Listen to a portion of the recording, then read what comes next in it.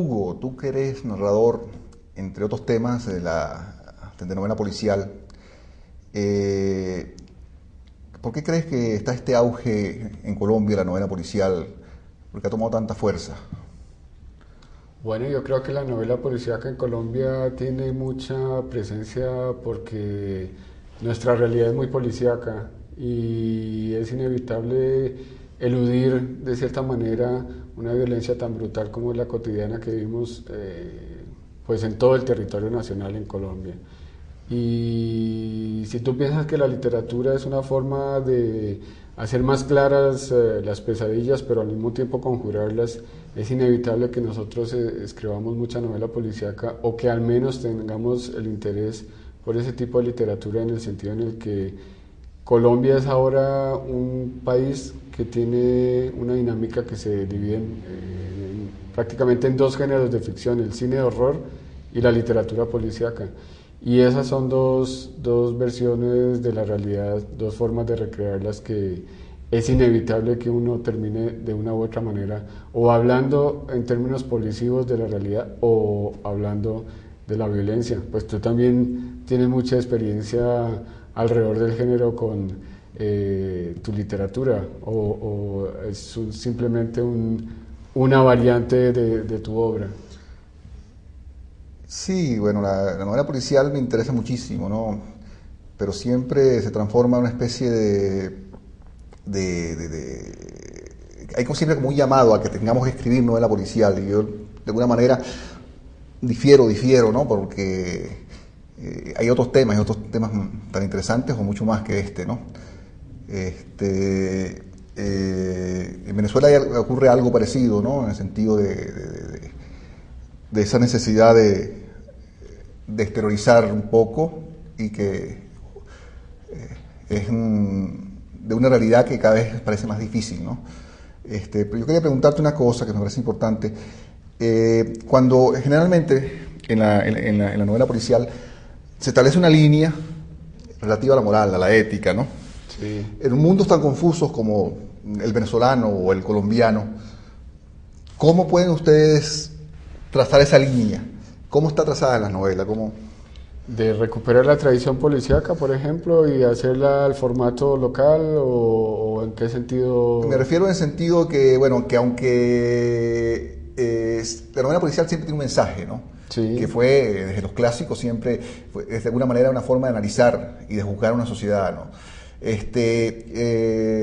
Si vemos a Hamlet, por ejemplo, observamos que hay una moral, que hay una ética clara, aunque el detective sea capaz de hacer cualquier cosa para lograr el bien. Ajá. ¿Ya? Sí. La pregunta es, en esa línea tan confusa de nuestras realidades, ¿cómo tú, como novelista policial, trazas esa línea? Bueno, pero acuérdate una cosa de Sam Spade, por ejemplo, el detective Dashiell Hammett o Philip Marlowe, el detective de Chandler, que son dos clásicos de la literatura policíaca norteamericana. Ellos tienen una actitud bastante cínica frente a la realidad porque solo un cínico puede sobrevivir al caos al que está sometido cotidianamente.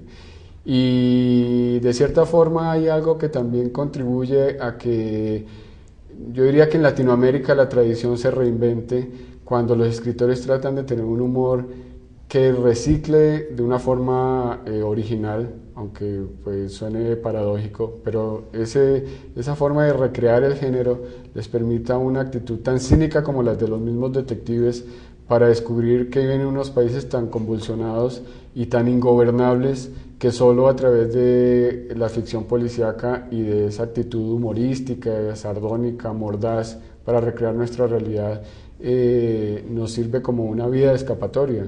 Pues no sé si estés de acuerdo, pero hay una presencia desde hace ya varios años en Latinoamérica a través de escritores como, sé que te gusta mucho Rubén Fonseca, el escritor brasilero, o como un cierto tratamiento cinematográfico que tiene Manuel Puig de las realidades argentinas que le tocaron vivir en suerte, ya fuera dentro del país o desde el exilio.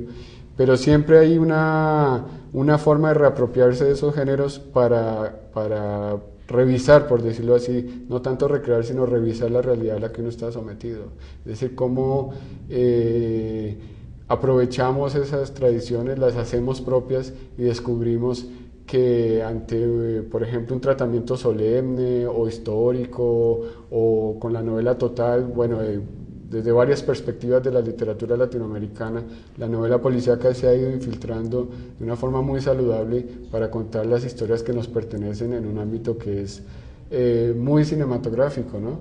Pero sin embargo es también como tú dices, no hay que casarse con el género, ¿no? Es decir, tú planteas también que hay que diversificar la misma obra del autor. Por ejemplo, tú cómo te planteas el oficio al respecto de ese amor por el género, pero también escribir otro tipo de literatura. Sí, el tema es que la dificultad de la novela policial es que es de alguna manera un círculo cerrado, ¿no? Que tiene ciertas normas, ciertas reglas y uno no puede escapar a ellas, ¿no? Para que quede dentro del género. Y hay cosas mucho más interesantes a lo mejor también, o está todo el ámbito de la vida, ¿no? De alguna manera, con la visión esa de la novela como un espejo que viaja, muestra el mundo, ¿no? De Stendhal. En mi caso necesito otras formas de expresión aparte de la novela policial. Me es necesario. Por ejemplo, el cuento, el relato, temas que lo obsesionan a uno, ¿no? me contabas antes fuera de cámara que estabas haciendo un libro o terminando un libro que ya terminaste sobre el demonio. ¿Cuál es la historia de ese libro, por ejemplo? Caramba, bueno, es una historia larguísima de alguna manera. Bueno, desde el catecismo, ¿no? Desde cuando uno en el colegio o en la iglesia le enseñaban, lo asustaban con todas estas cosas del demonio, ¿no? Que uno no sabía identificarlo bien, porque ese ojo ubicuo en un triángulo que lo seguía para todos lados y era capaz de leer el pensamiento de uno, también uno podía ver como el demonio, ¿no? Sí. Entonces la línea, pues, difícil de trazarla. Y efectivamente, bueno, acabo de terminar un libro que se llama Cuentos del Demonio, cuentos breves que tocan el tema, un poco revisando todo esto desde la infancia, ¿no? De la religión. Del tema de la religión y de la visión del demonio, del otro, ¿no? Un poco también que tiene que ver con la realidad venezolana, donde el demonio es el otro, el enemigo. Bueno, o Juan Carlos Onetti decía que el infierno son los otros, ¿no? Claro. Pero ahora que tú hablas de la religión, fíjate que hay un elemento común de todas maneras que rebasa los géneros, ¿no? Es decir, ya no se escribe una novela policíaca tradicional, ya hay unas apuestas distintas, ya hay una especie de experimentación estética que diferencia la tradición de la novela policíaca contemporánea de nuestros ancestros. La atmósfera de la novela sí se comparte, pero hay apuestas distintas. Y el oficio de contar historias, por ejemplo, con algo, voy a decirlo paradójicamente, con un demonio tan particular como es la religión para cualquier persona que se ha criado en comunidades religiosas, con los terrores del apocalipsis, por ejemplo, o con un descubrimiento tan alucinante como puede ser el libro del Génesis, que es una de las primeras novelas de ciencia ficción realmente, si lo leemos como literatura y no tanto como dogma. Es otra forma, como dices tú, en una historia como la de este libro que abreviaste desde el catecismo, desde la infancia, de conjurar también otro tipo de demonios. Lo que pasa es que la novela policíaca de cierta forma conjura el demonio evidente de una realidad que está presente y nos asedia, ¿no? Y mientras que la religión también obviamente está implícita, está allí, pero es un demonio interior que se trata de conjurar de alguna manera escribiendo historias. ¿Cómo está organizado el libro, si es que se puede adelantar algo de una historia que todavía está inédita? Bueno, son cuentos, fragmentos, juegos de palabras, recogidas, en teoría, entre comillas, en la calle, ¿no? Sobre cuando en la calle alguien habla y dice algo que podría provenir del demonio, podría ser dicho por el demonio, algo que molesta, que choca a lo convencional, a lo que estamos acostumbrados a oír, ¿no? Entonces, el libro está compuesto por esos fragmentos breves, muy breves, y termina con historias como las costumbres más obvias de Dios o del demonio. ¿Y cuáles son esas? Caramba. Algunas. Cónchale. Me cuesta, es como complejo decirlos oralmente, ¿no? Bueno, la lejanía, la distancia, la soledad, examinar el mundo, ver el mundo como que cada hombre es una película. Entonces Dios ve a la vez, pues, ¿cuántos millones somos? 4.000 millones de personas en el mundo, más o menos. Bueno, 4.000 películas a la vez, que es la vida de todos nosotros, ¿no? Pero fíjate una cosa, de alguna manera logro intuir que con ese libro, como con la novela policíaca, estás haciendo con el demonio tu propio exorcismo para estar tranquilo frente a la realidad. Hablas de la catarsis, ¿no? Como llamaban los griegos. Por ejemplo. Es posible, sí. ¿Y tú qué buscas cuando escribes una novela policial? Te lo respondo en el segundo segmento del programa. Quedamos, Hugo, entonces en la pregunta, ¿qué buscas tú cuando escribes una novela policial? ¿Qué demonios quieres exorcizar a través de la palabra escrita? Bueno, esa es la pregunta que siempre tiene una respuesta interminable, pero me va a escapar así como tú lo haces en la escritura del género mismo, ¿no? Es decir, yo he escrito una novela policíaca, estoy por publicar otra, escribí una novela de amor que sucede en un festival de cine, he escrito un libro de jazz, un cuento infantil y 2 libros de poemas. Obviamente es un panorama que al nivel de los géneros es disperso, por decirlo así, pero tratando de encontrar un hilo común al ensayo, a la literatura infantil, a la poesía y a la novela específicamente policíaca, que es de lo que más hemos hablado. Yo creo que lo que básicamente trato de encontrar cuando escribo es un punto de equilibrio cotidiano frente al caos que puedo encontrar en el mundo, que cada vez es más notable, ¿no? ¿Por qué? Porque la escritura para mí es una forma de reorganizar la realidad de una forma más sofisticada, por decirlo así, conjurando la brutalidad ingobernable que tiene esa misma realidad. Me explico, y no se trata simplemente de hacer una literatura testimonial frente a esa realidad, porque puede ser en el hallazgo de una línea de Stevenson en La Isla del Tesoro, o puede ser un hallazgo en una línea de Shakespeare, o en algún fragmento de la Biblia, como el libro fundacional de tantas literaturas, que esa revelación que trae el lenguaje a través de épocas distintas se vuelven una forma de encontrar un equilibrio, como te decía, desde la ficción frente al transcurrir cotidiano de un mundo que cada vez trata de contradecir más los privilegios de la ficción.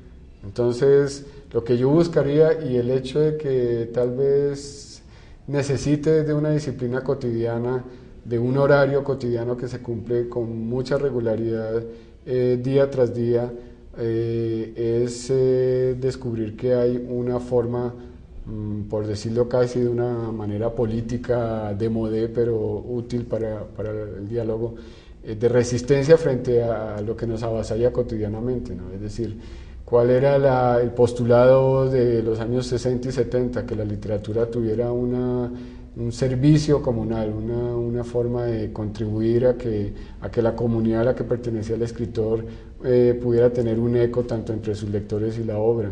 Yo creo que ahora el mejor servicio que puede hacer un escritor es hacer sus historias lo mejor posible, incluso tratando de rebasar sus propios límites, ¿no? Y no me parecería extraño, por ejemplo, que fuera una circunstancia que convoca a diferentes tipos de escritura, ¿no? Es decir, vuelvo otra vez al tema que hablábamos anteriormente. ¿Por qué escapar de la novela policíaca y escribir otro tipo de literaturas? Porque en ciertos momentos, estoy seguro que te ha sucedido, y disculpa si me atrevo a esa especulación, pero necesitarás también buscar otra forma de expresión en otro tipo de géneros literarios. Y es una forma también de encontrar tu propia voz en esos otros géneros, ¿o me equivoco? Sí, me da la impresión de que hablas entonces, cuando escribes, de crear un mundo acotado que tú manejes. Yo creo que el escritor es muy esquizofrénico, ¿no? Es decir, tan esquizofrénico que siempre está desdoblándose en otros personajes. Pero es una esquizofrenia que, al contrario de conducir hacia la locura, la evita. ¿sí? Porque uno se desdobla en otras vidas, en otros personajes, en otras voces. Y esa esquizofrenia resulta muy saludable para conjurar esos miedos que cotidianamente podemos tener. Lo que hablábamos antes de los demonios, ¿no? ¿Sí? ¿Por qué desviarse hacia otros géneros? ¿Por qué desviarse en otras vidas? ¿Por qué multiplicar la vida mortal de cada escritor en las vidas de los personajes para multiplicar nuestra propia existencia biológica y encontrar que hay una forma de enriquecernos, ¿no?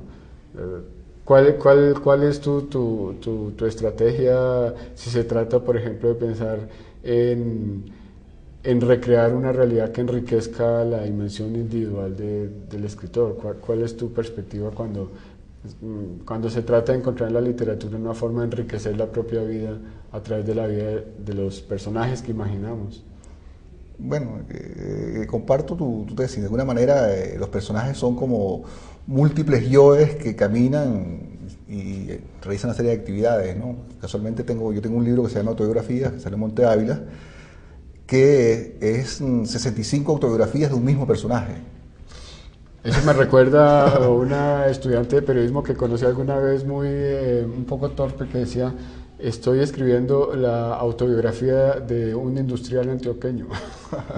Claro. Sí, de alguna manera escribir es una forma también de comprender el mundo, ¿no? Hay muchas cosas que no entendemos, que no comprendemos, y que escribiéndolas, desarrollándolas, podemos darles una explicación. Con una diferencia fundamental, pienso yo, que el mundo real, el mundo en que vivimos, es un mundo que no podemos explicar. Mientras cuando escribimos una novela, escribimos un cuento, tiene que cerrar perfectamente, tiene que tener una coherencia y una lógica que la vida misma muchas veces no tiene, ¿no? ¿Y tú cómo logras compartir? Porque, bueno, yo estoy dedicado solamente a escribir desde hace unos 15, 20 años, pero ¿tú cómo logras conciliar un trabajo tan cercano a la realidad como el derecho, como tu trabajo como abogado, con esa realidad paralela que te brinda la literatura cuando estás trabajando en ella? ¿Es muy brusco el cambio? ¿Cruzas umbrales o vampirizas? Precisamente de ahí viene la línea de la novela policial, ¿no? En los primeros años de graduado ejercí Derecho Penal, y tuve la oportunidad de conocer el mundo de las cárceles por dentro, de nuestros presos y esa realidad, la realidad de los tribunales, ¿no? Y cuando uno trabaja con los presos, trabaja también con la familia y con el entorno de los presos. Y entonces eso nos da un material que para uno como escritor es tremendamente enriquecedor, tremendamente importante, que de ahí salió mi primera novela policial, precisamente, ¿no? El orden de los factores. Oye, pero se quedó un tema entre el tintero que es interesante. ¿Cómo un personaje puede tener 65 autobiografías? Ya. Bueno, de la misma manera que un escritor escribe una novela con 60 personajes, 50 personajes, que en el fondo son nuestras voces, ¿no? Ajá. De esa misma manera. Todas las esquizofrenias, ¿no? Pero es como, en el fondo es un diálogo con uno mismo, es una forma de hacerse preguntas. Y si tienes otro quien te la responda, otro con quien conversar, pues es como más fácil, ¿no? Entonces, escribir 65 biografías de una misma persona, pues son 65 vidas, 65 alternativas, ¿no? Porque está hermoso el concepto en este sentido. Cuando lo dijiste, es como quien considera la historia como otro género de la ficción, ¿no? Otro género de la invención alrededor del pasado, del sitio donde no estuvimos, pero que queremos recuperarlo a través de escribir sobre el Imperio Romano, las guerras napoleónicas o las batallas de independencia en Latinoamérica. Entonces, yo creo que la biografía también es un género que permite mucha literatura sin desmentir la realidad. Lo explico de esta manera: la biografía está hecha con hechos verídicos, bueno, cuando son biografías confiables, pero con base en esos hechos verídicos se crea otro personaje paralelo al que en algún tiempo fue real.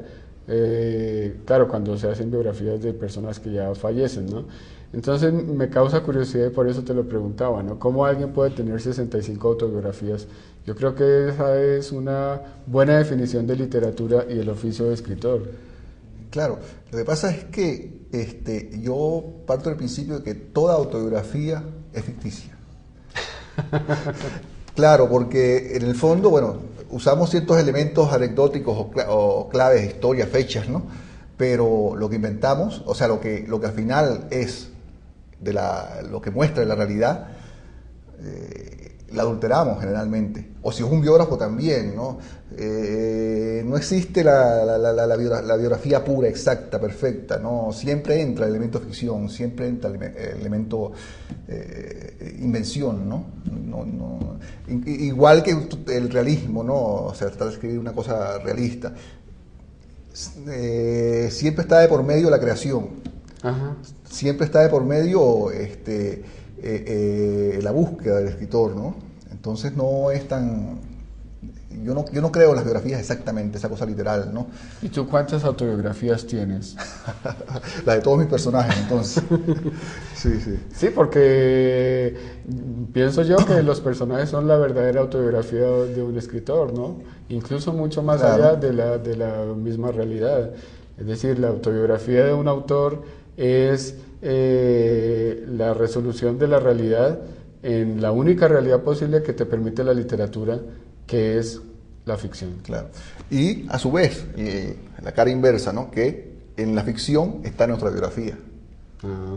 Como decía Moravia, ¿no? Que para buscar su vida había que leer sus novelas porque él estaba ahí. Y es una realidad. Bueno, pues ¿verdad? después de este programa continuamos escribiendo nuestras autobiografías a través de los personajes de la ficción que más nos gustan y que más nos gusta frecuentar día tras día. Desde luego.